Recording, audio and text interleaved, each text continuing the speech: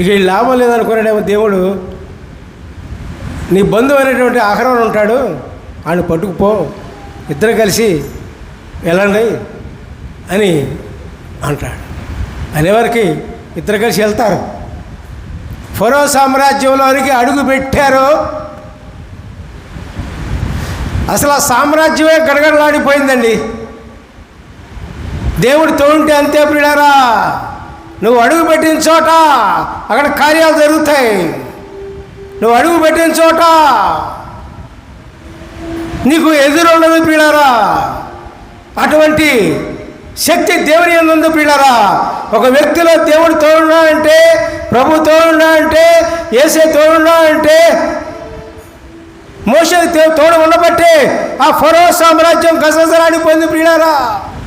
అప్పుడు అనేకమైన అద్భుతాలని దేవుడు ఫరో సామ్రాజ్యంలో చేసి వాళ్ళని బయటికి తీసుకొస్తాడు.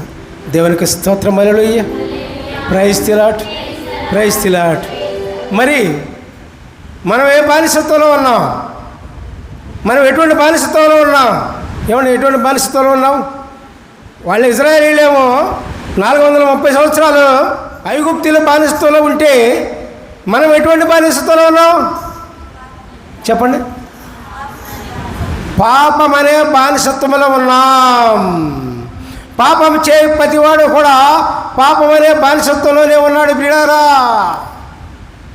మనం బానిసత్వంలో లేవు అనుకుంటున్నాం, కానీ పాపం చేస్తున్న ప్రతి ఒక్కడు కూడా, పాపం చేసే ప్రతి ఒక్కడు కూడా బానిసత్వంలోనే ఉన్నాడు.